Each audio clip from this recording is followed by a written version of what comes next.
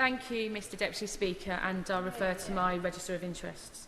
I'm really pleased to be called to speak in this debate on this bill, as it directly threatens the function of our democracy. And on the 13th of July, I held a Westminster Hall debate on the government's voter ID proposals, and I made the point that voting is safe and secure in Britain. The introduction of photographic voter ID will only work to reverse decades of democratic progress in the UK. And according to academic research, we've heard 99% of election staff do not think that fraud has occurred in their polling stations, and 88% of the public say they think our polling stations are safe. So this bill offers a solution without a problem. One conviction for personation out of over 59 million votes cast in 2019. The Electoral Reform Society has said that in the US and the UK, the richer you are, the more likely you are to have photo ID. And that comes to the nub of the issue. So it doesn't matter how the Conservative Party tries to dress it up.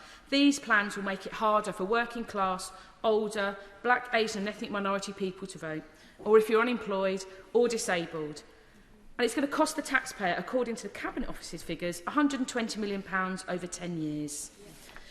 The Equality and Human Rights Commission has warned the government that photographic voter ID will disproportionately impact voters with protected characteristics, and if voters are disenfranchised, it would violate Article 1, Protocol 1 of the European Convention on Human Rights, incorporated into domestic law by the Human Rights Act 1998. The Windrush scandal showed how some communities struggle to provide official documentation, and we've seen the severe consequences of that. 3.5 million citizens do not have access to any form of photo ID.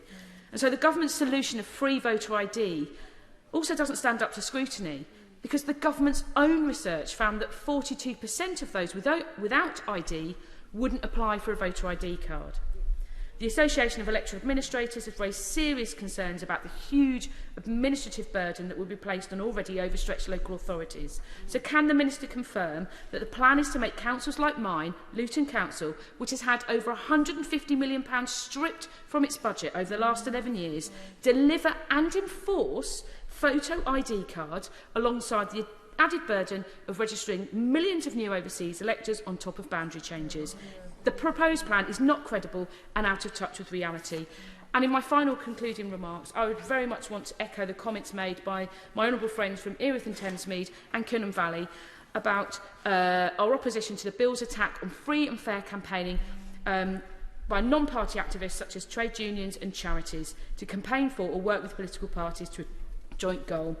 This legislation erodes our democracy and takes votes and power away from working people, and I will be opposing it.